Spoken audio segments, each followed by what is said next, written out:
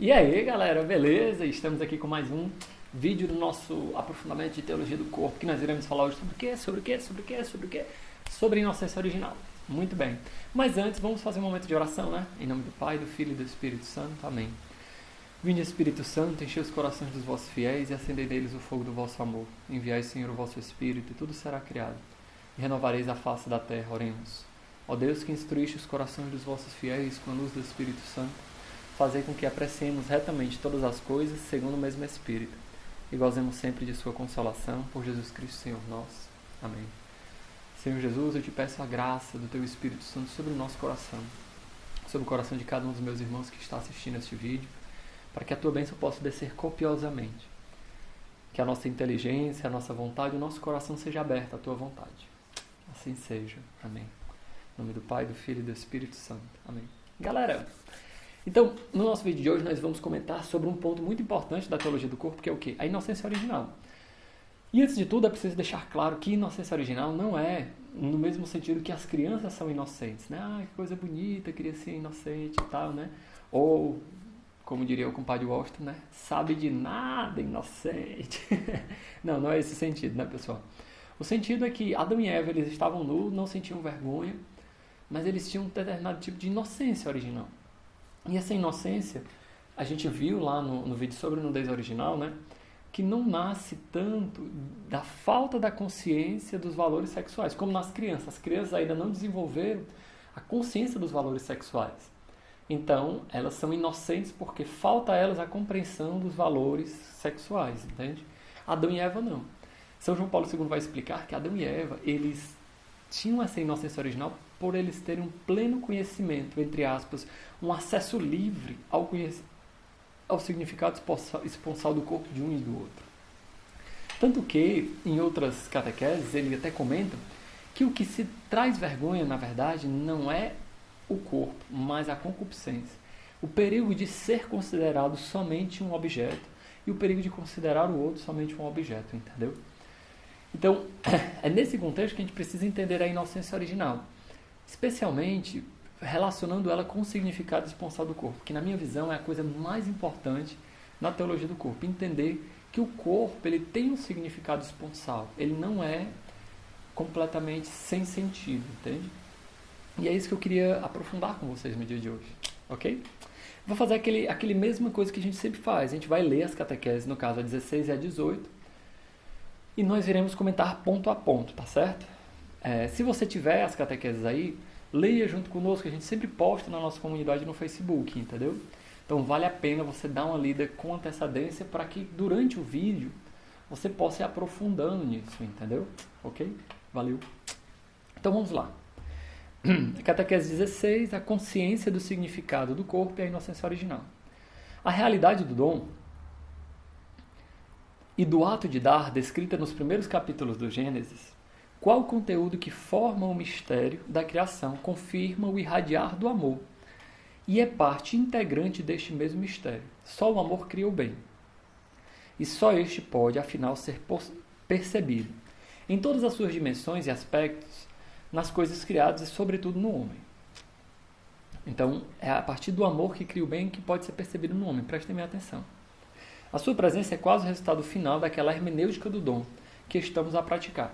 A hermenêutica do dom, de uma maneira bem simples, é interpretar a criação segundo a lógica com que o próprio Criador fez, que é uma lógica do dom. Deus não nos cobrou nada, Deus não nos pediu nada, Ele simplesmente nos dá, se doa livremente, entendeu? E nós precisamos olhar para a realidade nessa mesma perspectiva. Por quê? Porque foi a lógica com a qual Deus criou tudo.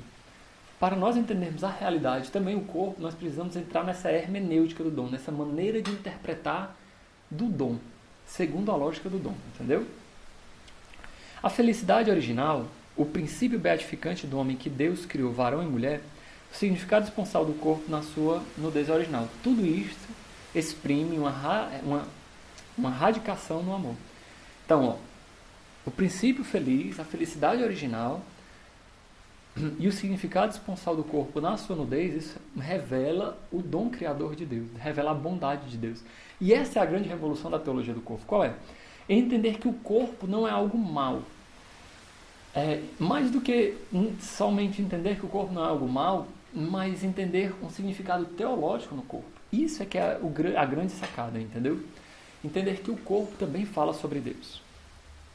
Este dar coerente, que sobe até as raízes mais profundas da consciência e do subconsciente, até os estratos últimos da existência subjetiva de ambos, homem e mulher, que se reflete na recíproca experiência do corpo, testemunha a radicação no amor.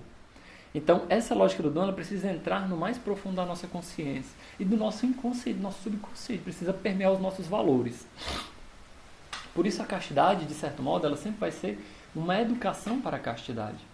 Ela sempre vai ser uma educação para viver conforme o amor, entendeu?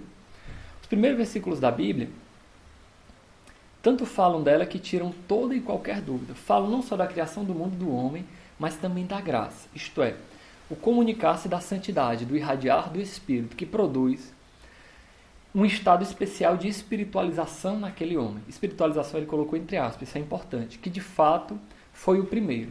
Na linguagem bíblica, isto é, na linguagem da revelação, dizer primeiro significa precisamente de Deus.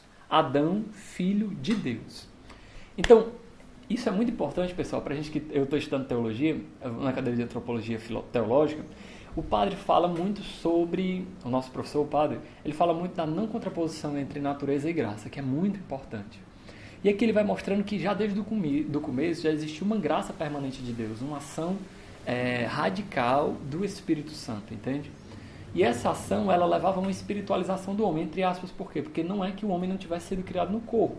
Porque pode pensar, não, o homem foi criado no seu espírito, e quando ele pecou, ele se encarnou, e o pecado é a união com a carne. Não. O corpo do homem já era um corpo espiritualizado. Do mesmo modo como ele é hoje. Não existe um pecado só na carne, existe o ser humano todo que peca. Então, do mesmo modo como o ser humano todo é envolvido no pecado, no estado original, como não existia pecado, o ser humano todo era envolvido na graça de Deus. E essa graça de Deus, ela tem sentido aonde? No amor, nessa lógica do dom. E mais precisamente, quando ele fala em primeiro, ele não está querendo falar numa situação histórica, né? Talvez com uma contraposição de tempo, né? Um primeiro estado, depois um segundo estado e um terceiro estado. Ele está querendo colocar primeiro numa ordem teológica, precisamente de Deus. Porque, nesse sentido teológico, a ordem teológica não segue o mesmo estado de uma ordem cronológica. Porque, para Deus, 1000 anos são como uma noite que passou e um dia são como 1000 anos, né? Então, isso é importante. Tanto que os tempos teológicos que nós falamos são o princípio, a história, ou a revelação de Deus que se dá na história, e a escatologia, que é um já e ainda não, que já está presente, mas que não está completamente presente, que se realiza no tempo, mas não se esgota no tempo. Então, é complexo, né? Tudo bem, é complexo, mas é preciso a gente aprofundar nisso, entende? E eu quero que a gente tente trabalhar com os conceitos teológicos, para poder a gente ter uma compreensão real, sincera, concreta, madura sobre o que é que nós estamos falando, entende? Porque senão a gente vai ficar querendo encontrar uma explicação no Gênesis que não está lá, uma explicação científica de como surgiu e tal. E nós não vamos encontrar isso lá. Então, ele deixa bem claro o objetivo de estudo dele, né? Vamos lá. A felicidade está em radicar-se no amor. Escute só, a felicidade está em radicar-se no amor. A felicidade original fala-nos do princípio do homem, que surgiu do amor e deu início ao amor. Surgiu do amor com A maiúsculo e deu início ao amor entre os homens, certo? E deu-se isto de modo irrevogável, apesar do pecado que veio depois e da morte. Então, apesar do pecado da morte, o amor é o que dá sentido à felicidade para o homem, né? A seu tempo, Cristo será testemunha deste amor irreversível do Criador e Pai, que fora já expresso no mistério da criação e na graça da inocência original. Opa, presta atenção. Cristo ele vai dar pleno significado àquilo que Deus já plantou na criação, ou seja, não existe uma contraposição entre natureza e graça. Pelo contrário, o corpo humano ele é capaz de exprimir amor e é exatamente por isso que Cristo se encarna, né? Karl Rahner vai falar, um teólogo que eu vou ser bem sincero, não entendo ainda perfeitamente as coisas dele, que é bem complexo. Ele vai dizer que o homem é um alter ego possível para Deus, né? O único alter ego possível para Deus. E tudo que é criado em vista de Cristo, por Cristo, com Cristo e em Cristo, né? Então, na criação do homem no corpo, já está ali como que o protótipo da salvação de Deus que se realizaria no corpo de Cristo, entende? Cristo dá o pleno sentido e ele é testemunho desse amor irreversível, ou seja, que não se reverte do Pai, que fora já expresso na criação e na graça da inocência original. Vamos continuar. Por isso também, o comum princípio do homem e da mulher, isto é, a verdade original do corpo e da masculinidade e da fidelidade, para o qual Gênesis 2:25 dirige a nossa atenção, não conhece a vergonha. Por quê? Este princípio pode-se também definir como imunidade original e beatificante da vergonha, por efeito do amor.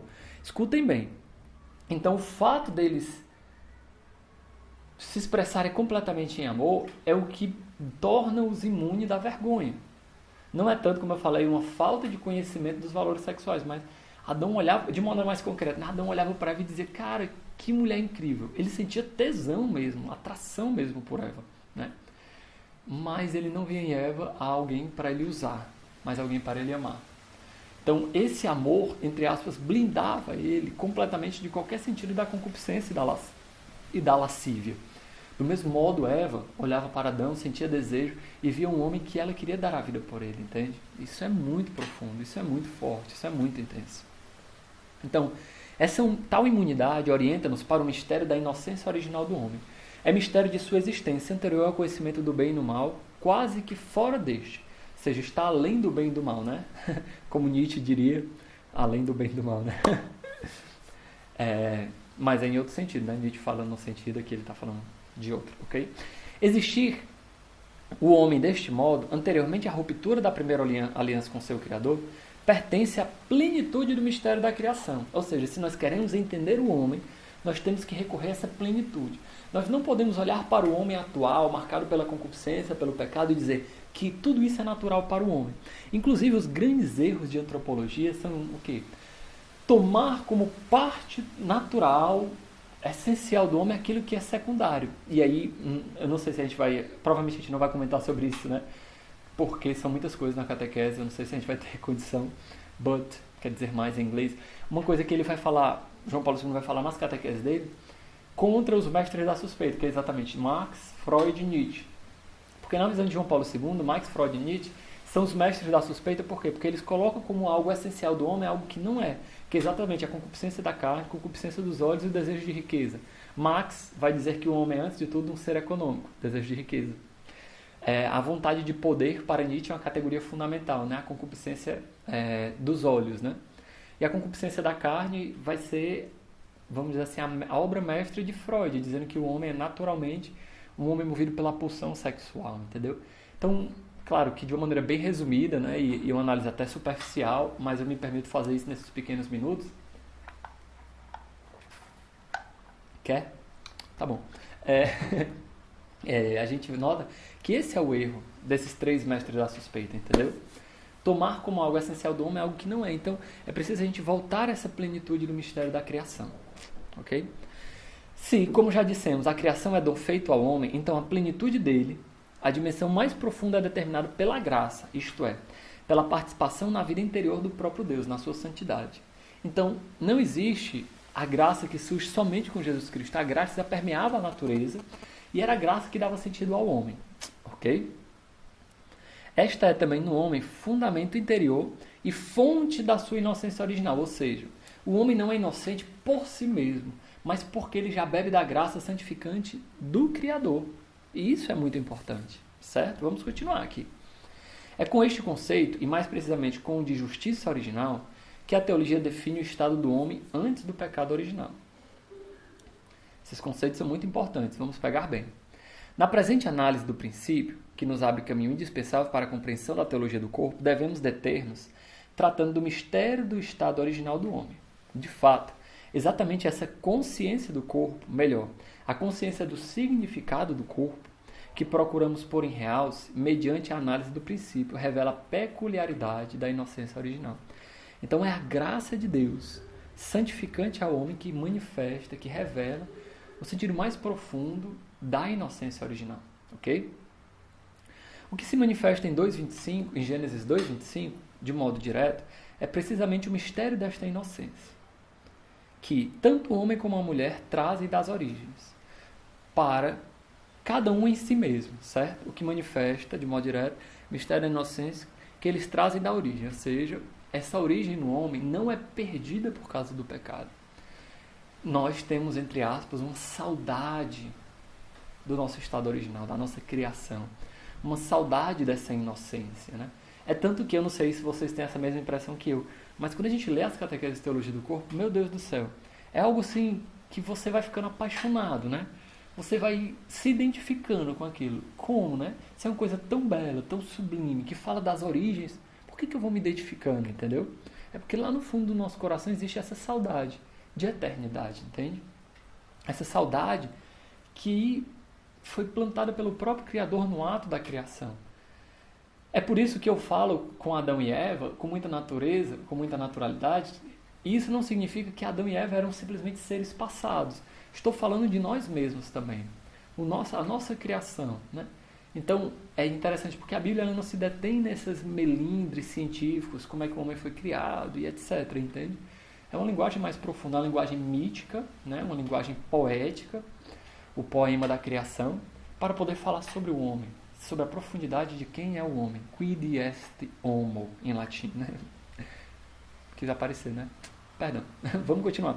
É significado que a afirmação encerrada em 2:25 acerca da nudez, reciprocamente isenta de vergonha, seja enunciação única do seu gênero, em toda a Bíblia, de maneira que já não voltará a repetir-se. É só lá que nós encontramos que ele não tinha vergonha. E isso é muito significativo, porque é só lá que fala do princípio sem o pecado. Pelo contrário, podemos citar muitos textos em que a nudez aparecerá junta com a vergonha, ou mesmo, em sentido ainda mais pronunciado, com a ignomínia, né? Tal inocência pertence à dimensão da graça contida no mistério da criação. Isto é, aquele misterioso dom oferecido ao íntimo do homem, ao coração do homem, que permite a ambos, varão e mulher, existirem desde o princípio na recíproca relação do dom desinteressado de si mesmo. Então, preste atenção, varão, homem e mulher, desde o princípio eles vivem numa recíproca relação de um dom desinteressado de si mesmo. Olha que belo. E isso era muito natural. Com o pecado, isso não fica apagado no nosso coração, tanto que nós encontramos o sentido e amamos esse sentido, but, quer dizer mais em inglês, deixa de ser natural. Deixa de ser algo espontâneo, vai ser necessário um esforço do homem, de certo modo uma ascese, um esforço pessoal do homem para conseguir voltar a esse estado, ou melhor, superar o estado do pecado, porque nunca vai ser uma volta, sempre vai ser uma superação do estado, de tal modo que a concupiscência sempre vai agir na gente, mas nós não vamos ser dominados pela ação da concupiscência, ok? Nisso está incluída a revelação e ao mesmo tempo a descoberta do significado esponsal do corpo, na sua masculinidade e feminilidade. Compreende-se porque falamos, neste caso, de revelação e ao mesmo tempo de descoberta, ou seja, essa revelação que nós temos acesso pela Escritura, porque foi revelada por Deus, ao mesmo tempo é uma descoberta, porque encontra uma perfeita consonância com o nosso interior, fala para dentro de nós, então é uma revelação de Deus, mas ao mesmo tempo uma descoberta. Então é aqui, né? Como São José Maria Escrivá diria, né? Você pensa que é no horizonte em que o céu encosta a terra, mas não é verdade, São José Maria Escrivá diz, né? Na verdade é no coração do homem que essas duas realidades se encontram, né? Pufo, né? Eu amo São José Maria Escrivá, ok. Do ponto de vista da nossa análise, é essencial que a descoberta do significado esponsal do corpo que lemos no testemunho do livro do Gênesis se realiza através da inocência original, mas é tal descoberta que desvela e coloca em evidência. A inocência original pertence ao mistério do princípio do homem, do qual o homem histórico veio separar cometendo o pecado original. Presta atenção. Original, estado original e estado histórico. Original sem pecado. Histórico é onde nós nos encontramos hoje. A história é marcada pelo pecado. Então, nesse sentido original, é propriamente pré-histórico, antes da história do próprio homem. Ou, mais precisamente, pré-teológico, né? Vamos dizer assim, no estado pré-histórico teológico, né? Então, sempre que ele falar em princípio e história, entre aspas ou sem aspas, ele está querendo dizer que na história é a história marcada pelo pecado. Não quer dizer que a história está sob o domínio do pecado, porque Deus se revela na história. Então, como é que a história está dominada pelo pecado se Deus se revela na história, entende? Mas não, a história que tem a sua marca do pecado, ainda que não seja dominada pelo pecado. Presta bem atenção. O que não significa, porém, que não seja capaz de aproximar-se daquele mistério mediante o conhecimento teológico, ou seja, a revelação nos dá acesso àquele mistério original. E quando nós temos acesso pela revelação, nós descobrimos que essa verdade também surge dentro de nós. O homem histórico, marcado pelo pecado, procura compreender o mistério da inocência original quase através de um contraste, isto é, subindo também a experiência da própria culpa e pecaminosidade. Caraca, como assim? Então, através da nossa experiência do pecado, por contraste, nós conseguimos entender o mistério original também da criação. Claro, a partir do dado revelado, pelo amor de Deus. Ele procura compreender a inocência original como característica essencial para a teologia do corpo, partindo da experiência da vergonha. De fato, o mesmo texto bíblico assim o orienta, ou seja, o texto bíblico fala da vergonha e da inocência. E através dessa comparação nós temos um conhecimento mais profundo sobre o próprio homem. A inocência original é, portanto, o que radicalmente, isto é, nas suas raízes mesmas, exclui a vergonha do corpo, na relação varão e mulher, homem e mulher. Elimina-lhe a necessidade em ambos, no coração, ou seja, na consciência. Embora a inocência original fale, sobretudo, do dom da criação, do dom do Criador, da graça que tornou possível ao homem viver o sentido da doação primária do mundo e, em particular, o sentido da doação recíproca de um para com o outro, por meio da masculinidade e feminilidade neste mundo, todavia essa inocência parece, primeiro que tudo, referir-se ao estado interior do coração do homem, da vontade humana. Pelo menos indiretamente nela está incluída a revelação e a descoberta da humana consciência moral. É a partir do estado de inocência original que nós conseguimos notar a consciência moral do homem agindo, certo? A revelação e a descoberta de toda a dimensão da consciência, obviamente, primeiro da consciência do bem e do mal. Em certo sentido, é compreendida como retidão original. Então, essa inocência original, pessoal, numa linguagem mais medieval, escolástica, né? A gente poderia dizer que estaria em íntima comunhão com o dom preternatural da ciência infusa, né? Que é aquele dom que o homem tinha a capacidade de entender as coisas segundo a visão do Criador, de uma maneira já natural e infusa, né? Olhar a graça, olhar para o mundo já com o olhar do Criador. E essa graça se perde com o estado original. Então, obviamente, o homem consegue ainda olhar as coisas segundo a graça do Criador? Consegue. Mas é preciso do homem esforço de conversão e o auxílio da graça do Espírito Santo, entende? É claro que é como se essa graça do Espírito Santo no estado original já fosse muito mais direta, entendeu? No prisma do nosso a posteriori histórico, ou seja, já marcado pelo pecado, procuremos, pois, reconstruir em certo modo a característica da inocência original, entendida como um conteúdo da experiência recíproca do corpo, como experiência do seu significado esponsal. Como a felicidade e a inocência estão inscritos no quadro da comunhão de pessoas, como se fosse o caso de dois fios convergentes, felicidade e inocência original, vindos da existência do homem no mistério mesmo da criação. A consciência beatificante do significado do corpo, isto é, o significado esponsal da masculinidade e feminilidades humanas, é condicionada pela inocência original. Ou seja, a inocência original, a maneira, o olhar puro que o homem e a mulher têm, condiciona o próprio significado esponsal do corpo. É porque através dessa inocência, um homem e a mulher conseguem perceber em si mesmo e no outro o significado que o seu corpo tem. Isso é muito profundo. Parece não haver nenhum impedimento para entender aqui a inocência original como especial pureza de coração. Presta atenção. Esse estado original de inocência nós não temos como recuperar. Se você olha, por exemplo, para uma mulher, é natural que você, especialmente se for uma mulher nua, né? É natural que você tenha um desejo pecaminoso, um desejo concupiscente de se aproximar dela, até de formar comunhão com ela, se é que você está me entendendo, entendeu, safadinho? Mas a necessidade da superação disso hoje se manifesta o quê? Como pureza de coração.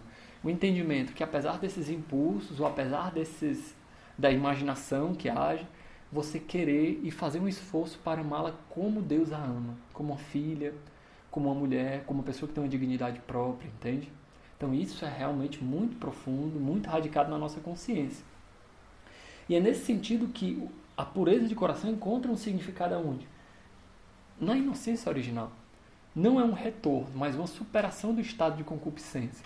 Um estado de concupiscência que me faz olhar para essa mesma mulher com o desejo somente de possuí-la, de ter para mim, de usar dela, de tirar dela o máximo de prazer que eu conseguir. Porque isso aqui é pecado. O pecado não é o desejo, o pecado não é um impulso, o pecado não é a pulsão, vamos dizer assim.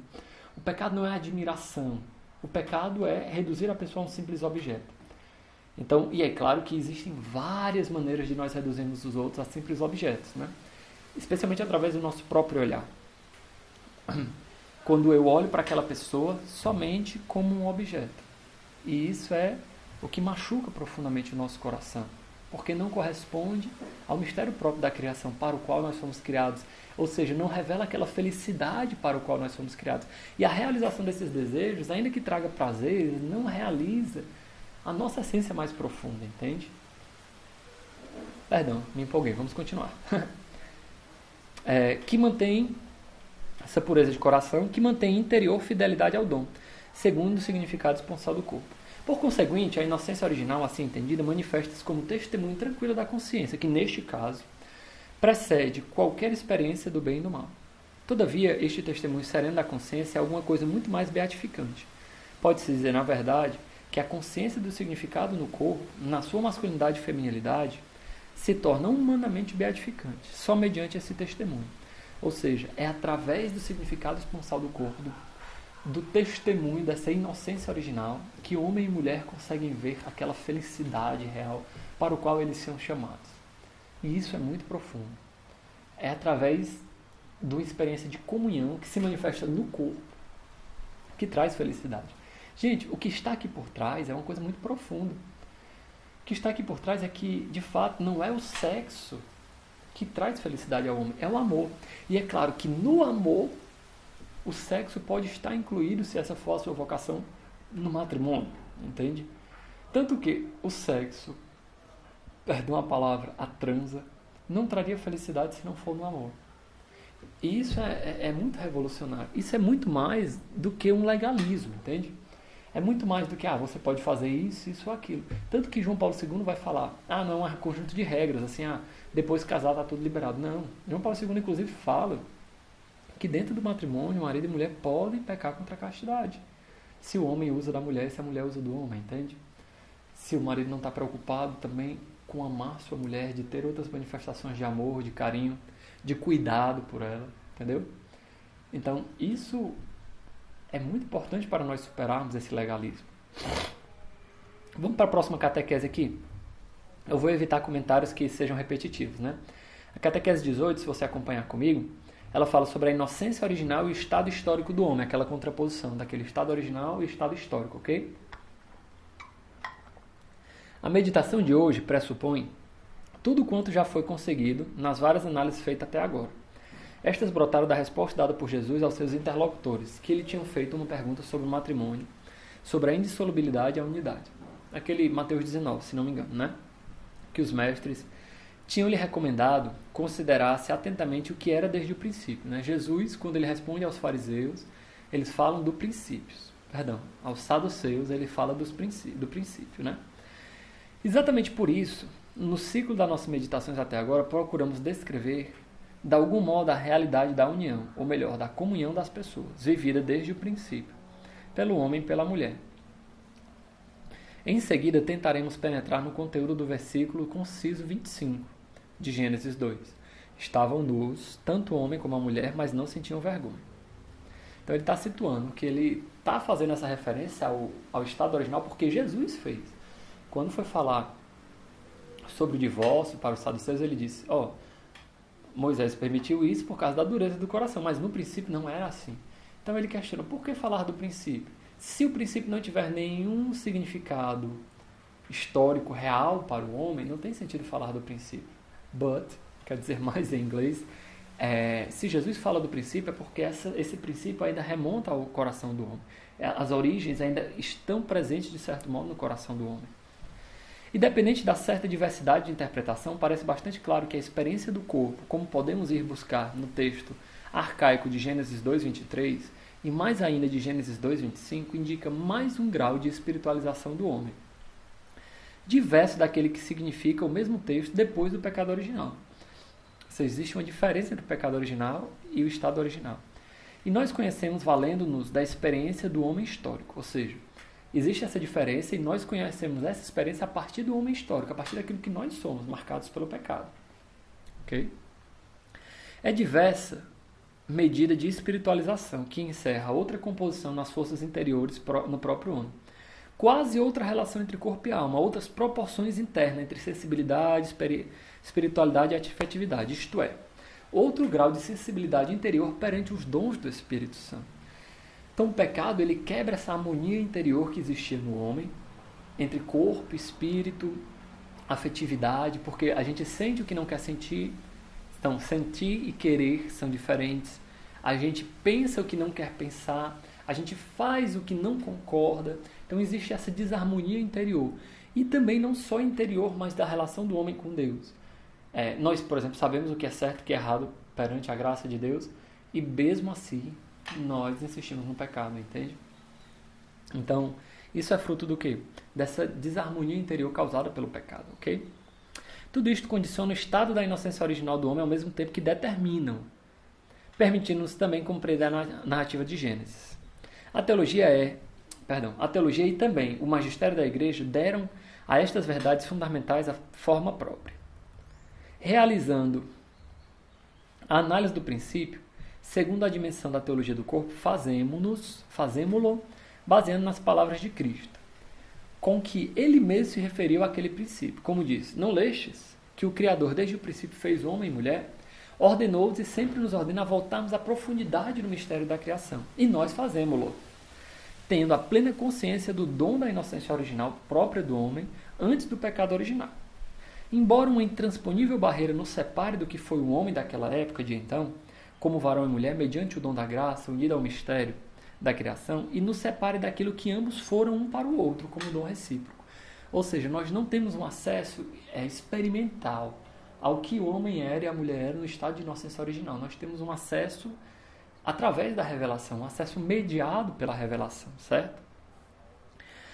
E é mediado até mesmo pelo pecado, né? Porque a nossa consciência não vai ser plenamente manifesta, vista que nós não temos uma experiência concreta com isso, porque a nossa experiência entre relações de homem e mulher é completamente diversa daquela experiência original. Então é necessário, de certo modo, uma mudança de hermenêutica, uma mudança de visão, uma conversão do nosso olhar, para que nós entendamos verdadeiramente como é que eram as relações desde o princípio. Todavia, procuramos compreender aquele estado de inocência original na sua ligação com o estado histórico do homem, depois do pecado original. Status natura lapse summe et redempte, né? Que traduzindo, seria o estado de natureza lapse, quebrada, né? Da natureza manchada, marcada e simultaneamente redimida. Então, nós também não precisamos ter um esforço científico para entender como é que era especificamente a origem da criação. But, quer dizer mais em inglês, a gente tem que entender qual a referência que isso faz para nós, para os homens históricos que já fomos redimidos. Ou seja, que temos um acesso mediado pela graça da redenção de Cristo, entende? É isso aqui propriamente que a gente quer chegar, quer aprofundar, entendeu? Qual o significado que isso tem para nós no nosso dia de hoje? E eu não sei se vocês já conseguem entrever muitos sentidos, muitos significados muito profundos, né? Mas, por exemplo, de que homem e mulher viviam numa harmonia plena. De que essa inocência de olhar para o corpo do outro, não como uma propriedade, mas como algo para você se doar e amar, faz parte da nossa natureza mais íntima, entende? Então isso é muito profundo. Assim, são alguns significados, alguns entendimentos que nós já podemos ter chegado, né? Chegamos à conclusão que é importante e essencial precisar este laço, não só em relação à pré-história teológica, como havia falado do homem, em que a convivência do homem e da mulher era quase completamente penetrada pela graça da inocência original, mas também em relação com a sua possibilidade de revelar-nos as raízes permanentes do aspecto humano e, sobretudo, teológico do ethos do corpo. Então, como essa graça faz parte da nossa natureza e não foi perdida pelo pecado, ainda que tenha sido marcada, manchada pelo pecado, nós precisamos ver como isso tem significado para nós hoje, entende? O homem entra no mundo e quase na mais íntima trama do seu futuro e da sua história com a consciência do estado esponsal do próprio corpo, da própria masculinidade e feminilidade. A inocência original diz que essa situação é condicionada eticamente. A inocência original diz que essa significação é condicionada eticamente. E além disso, que por seu lado, o futuro do ethos humano constitui o futuro do ethos humano. Ou seja, aquele momento original vai também constituir o ethos da redenção do homem. Por quê? Porque não existe um homem antes do pecado, um homem no pecado e outro homem depois da redenção de Cristo. É o mesmo homem que foi criado por Deus, que pecou e que é redimido por Cristo, entende? Então, essa situação original é definitiva para o futuro do ethos humano, ok? Isto é muito importante para a teologia do corpo. É a razão que podemos constituir esta teologia desde o princípio, seguindo cuidadosamente a indicação das palavras de Cristo. Vamos lá, seguir adiante. No mistério da criação, o homem e a mulher foram dados pelo Criador. Homem e mulher foram dados pelo Criador de modo particular um ao outro. Ou seja, essa lógica do dom é ontológica. Faz parte do ser do homem e da mulher. O homem foi dado à mulher, a mulher foi dada ao homem como um dom. É claro que numa hermenêutica utilitarista, numa maneira de pensar utilitarista, isso é abusivo. Pensar que o homem só tem sentido com a mulher e que a mulher só tem sentido com o homem, entende? Isso é abusivo. Mas na lógica do dom, nessa maneira de interpretar, a gente vê uma lógica de doação muito profunda. Isto é, não só na dimensão daquele primeiro casal humano e daquela primeira comunhão de pessoas, mas em toda a perspectiva da existência do gênero humano, da família humana. Ou seja, não só também nas relações afetivas, homem e mulher, sexuais propriamente dito, mas toda a sociedade. Nós somos criados como dons para os outros. Isso é muito profundo, entende? O fato fundamental dessa existência do homem em todas as etapas da história é que Deus criou o homem e mulher. De fato, Deus sempre os cria deste modo, e sempre assim o são, como dom.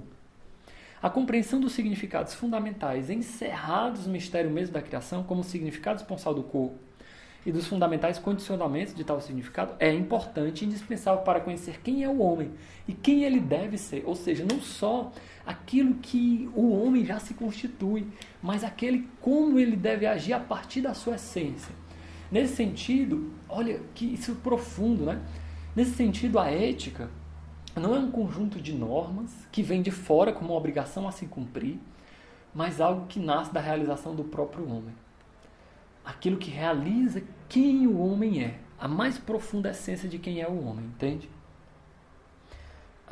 Onde é que eu parei? Eu me empolgo, aí eu me perco.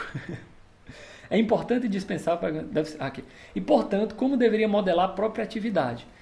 A coisa essencial e importante para o futuro do ethos humano. Gênesis 2:24 verifica que os dois, homem e mulher, foram criados para o matrimônio. Por este motivo, o homem deixará o pai e a mãe para se unir à sua mulher, e os dois serão uma só carne. Entenda, o matrimônio ele é uma imagem prototípica, é um protótipo de toda vocação. Tanto que um padre é chamado de padre porque ele é um pai, e padre é pai em italiano.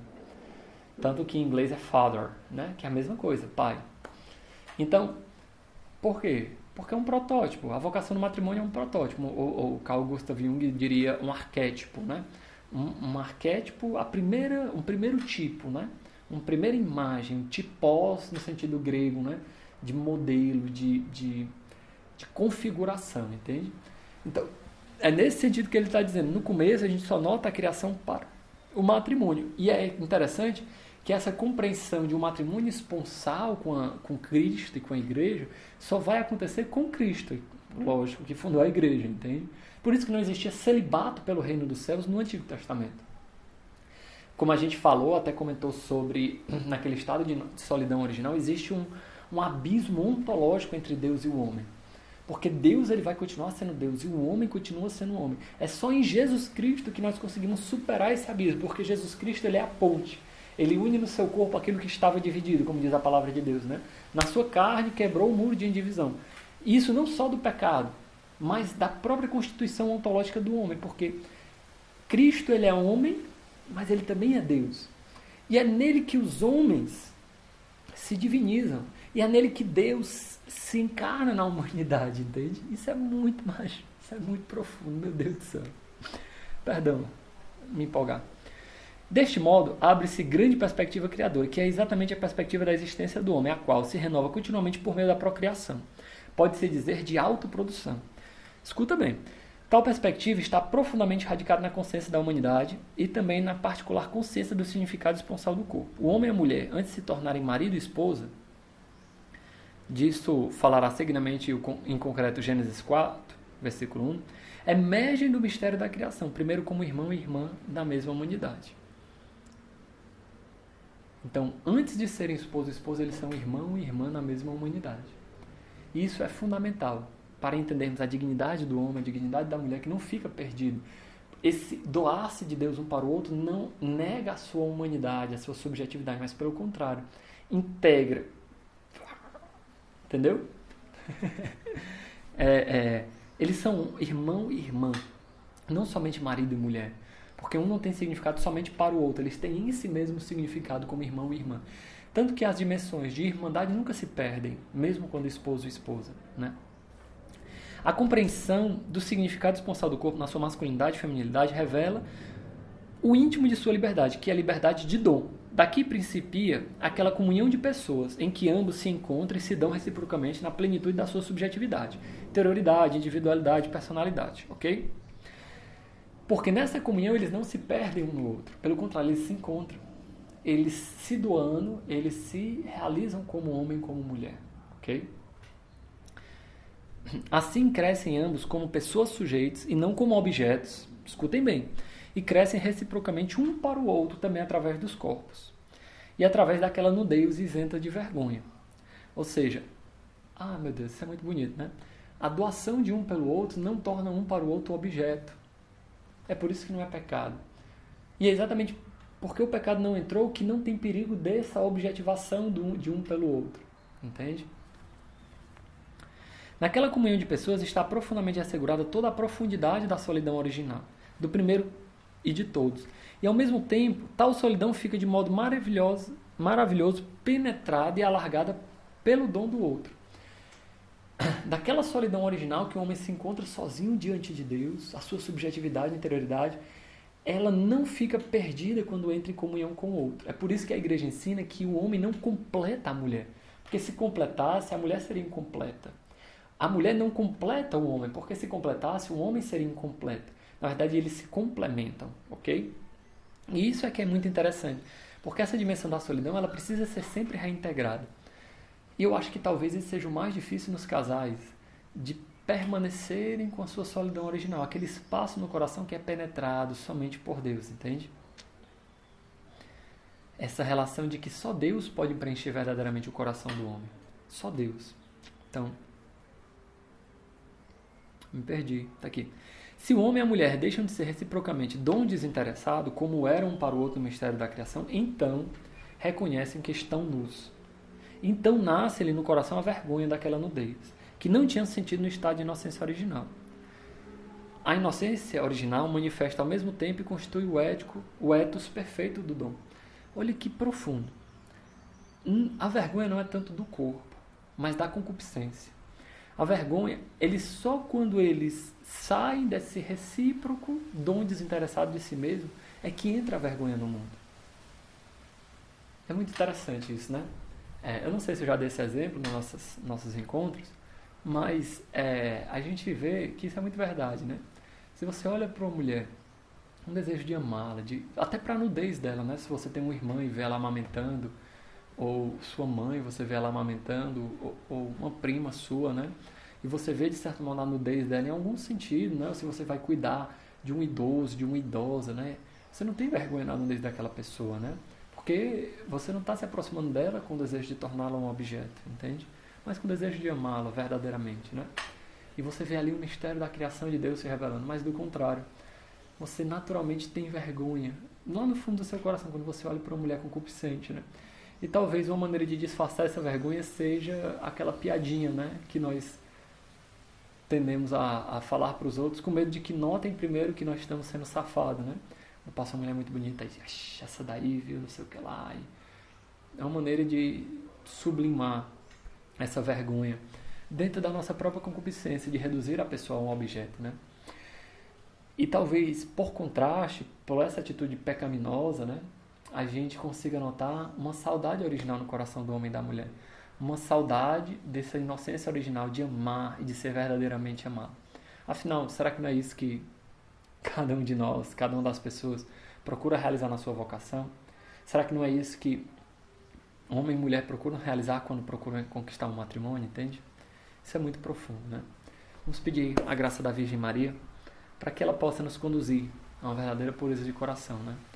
Para que isso não sejam só palavras, um curso ou algo assim, mas que atinja o mais profundo do nosso coração.